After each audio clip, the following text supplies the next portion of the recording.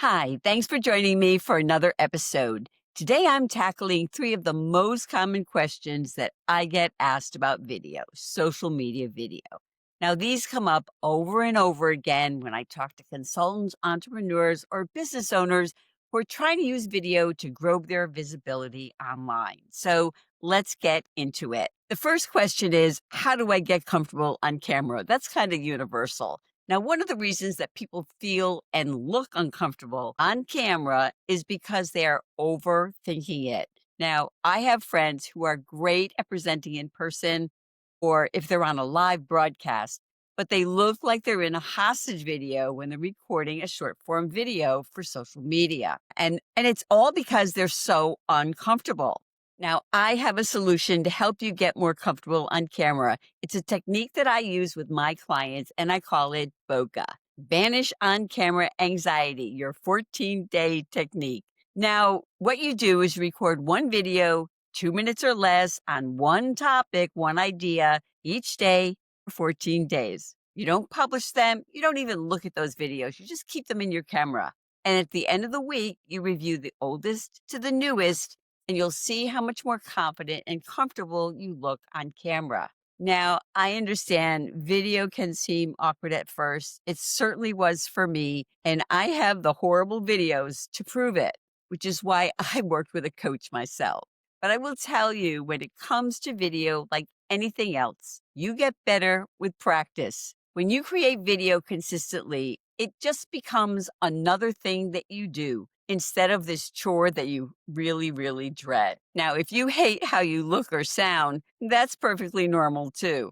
I still think that I sound like a chipmunk on audio and video, but I promise that you will get over that awkward feeling over time. Question number two is, what equipment do I need? Now, I always say the only thing you need to create short form social media videos is your smartphone.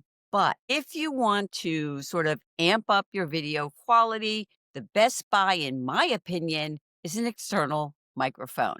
Now, I recommend getting a wireless lavalier. I used to have one that attached to my phone, and it was such a pain to put on and take off with the wire that I rarely ever even used it. And today, there's no excuse because wireless labs are available at all price points. Now, I always recommend starting with solid, inexpensive equipment and investing a little bit at a time, one piece of equipment at a time. And for me, that's usually when things go on sale. Now, Newer, which is a great brand, recently came out with a wireless lavalier set for around 40 bucks, which I think is a great starter mic. My favorite mic is the Hollyland Lark M2, which is a bit pricier, but it has great sound, a great reach, and it clips on magnetically, which makes it easy to use. Another reason that I recommend getting an external microphone is because people are much more forgiving of poor video quality than they are of poor sound. Now, the next piece of equipment I suggest is a tripod or two, because unlike electronic equipment like lavaliers, tripods for the most part are relatively inexpensive. Now, I like the Small Rig brand, and I have a few from their series, but there are many solid brands on the market.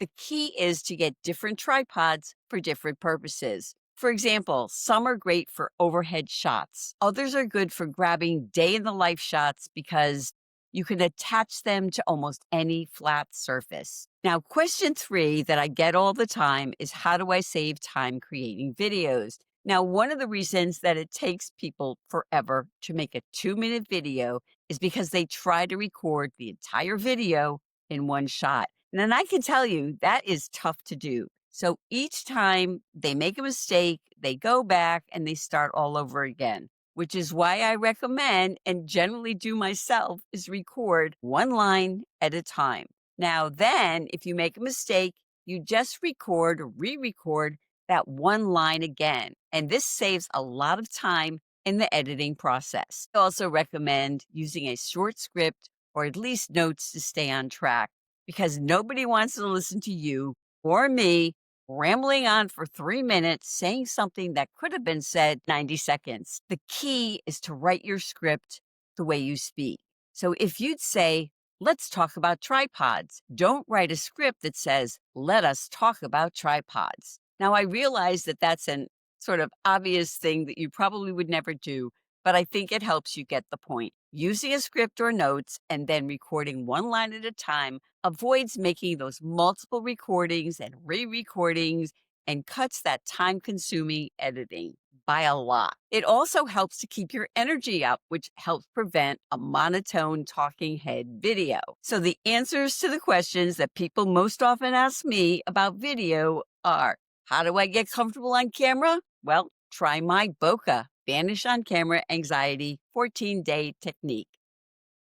What equipment to invest in? Well, I say get an inexpensive wireless lavalier. And how do you save time editing? Well, that's pretty simple. Record one line at a time. Now pick one of those strategies and try it this week. Thanks again for joining me. I hope you found this episode valuable and relevant to you. And if you did, share it with a friend who could also use some help. I bet they'll thank you. Bye.